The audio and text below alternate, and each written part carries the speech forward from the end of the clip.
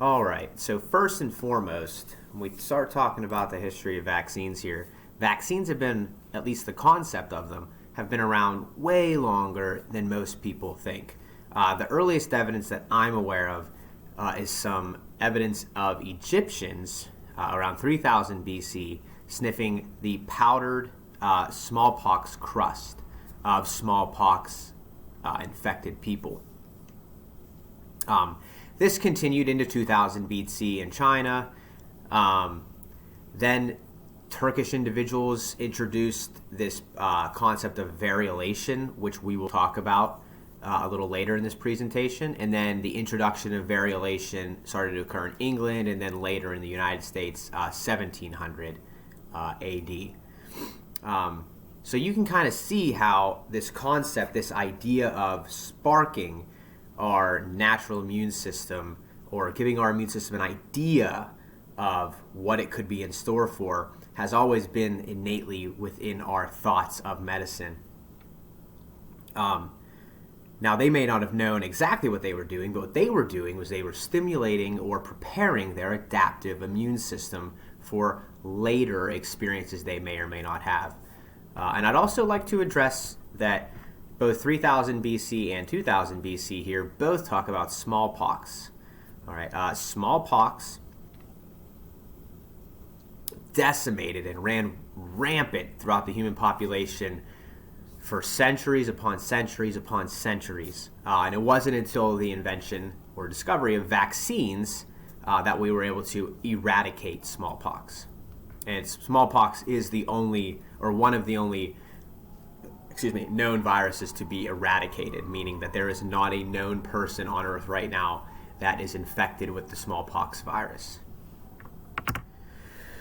Okay, so how have these vaccines, how has the concept of vaccines changed the world? Well, I have this graphic on the right, and it kind of shows it in one graphic.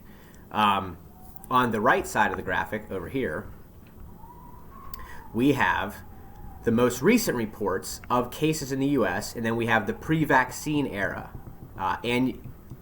estimated annual morbidity. So over here we have the estimated number of people dying, and I know it's a little blurry, so let's just look at how full the syringe is. And these represent numbers in the 25,000s, in the 200,000s, 300,000s of individuals. And if we go down here all the way to varicella, we have 4 million people a year dying from it. And you likely, see if I can move myself here. There we go. And now you see that varicella has dropped nearly 100-fold, going from 4 million plus to 400,000. So that's about roughly 89% decrease, all because of this concept of vaccines, our ability to stimulate and prepare our adaptive immune systems. So there is no smallpox, there's no polio, and there's almost no measles, and there's dramatically less chickenpox, which is also known as varicella, which is the one we talked about down here. H. influenza, Haemophilus influenzae, is a bacteria that can cause deadly meningitis, which is an infection of the meninges around the brain. So what you can really take away from this is that the concept of vaccines, the data shows that it is drastically decreasing these infectious disease around the world. But you can feel free to pause the screencast here, and if you want to look at some of these, we have some pretty interesting diseases. I would like to mention that measles is kind of having a resurgence in the past few years because of this concept of anti-vaxxing. If you don't get your children vaccinated for measles, they can get measles and they can spread measles. Just because you are vaccinated, again, doesn't guarantee that you're not going to get infected or get sick. It just dramatically reduces the odds, which we can see from the data presented in this infographic. Now, let's talk about some general concepts in vaccination. A vaccine is just a product that produces immunity from a disease, and it can be administered through needle injections or by mouth or aerosol. These are going to be viral parts, such as not just viral, pathogen parts such as surface proteins, their actual genetic makeup, things of that nature. So a vaccination is the injection of a killed, weakened organism or recombinant antigen that produces immunity in the host. All right. Now, there are plenty of virulence factors for every pathogen, and what we really need to do when we're testing vaccines is see which one, when injected into the host, stimulates the greatest immune response. That could lead to the best vaccine. And immunization is the process by which a person or animal becomes protected from disease. Now, vaccines cause immunization, and there are also some diseases that cause immunization after an individual recovers from disease. So let's talk about some really, really early uses, more recent, not as late back as 3000 BC, of vaccines in humans. So Pasteur was a successful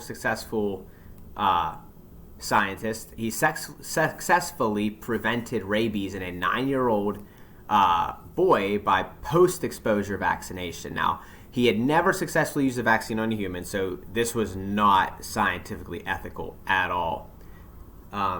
But the concept of attenuation of viruses and bacteria was in its infancy at this time. And attenuation means to weaken said virus or bacteria.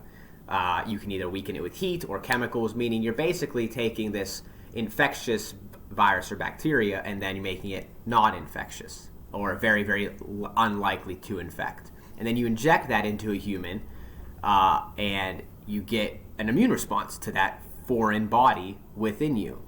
Now, keep in mind, Pasteur was not a medical doctor, and back to the ethical side of this, he may have faced serious consequences had this boy, not survived these injections.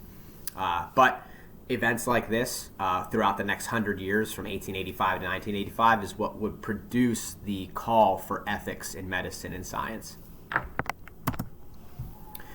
Furthermore, he tried to attenuate or weaken the rabies virus in monkeys, but he had turned eventually to a different method to produce the vaccine. He observed a flask that was open on both ends, in which his protege at the time, Emily Rowe, had suspended a piece of rabbit spinal cord. Now, Pasteur was able to use a series of less attenuated vaccines over several days to prevent rabies in dogs that had been infected. All right. So rabies does infect the nervous system, so that's where that rabbit spinal cord comes into play in the flask. So that's likely what he was working with, and that's why rabies, at least when I even got the rabies shots back in the day, you had to get a series of shots because they're giving you a series of less attenuated virus. Like the first series of shots you get, the virus is very, very weakened, almost destroyed. Then it's a little more together, and then a little more together. And that's what that's doing, is allowing your body to recognize it more and more without risking the threat of infecting you with the actual virus upon injection. Okay, so these are the types of vaccines that we're going to talk about. We're specifically going to talk about live attenuated, inactivated or killed, toxoid, subunit, and conjugate. We're not going to focus so much on recombinant vector and DNA. All right, so catch me in the next screencast for those.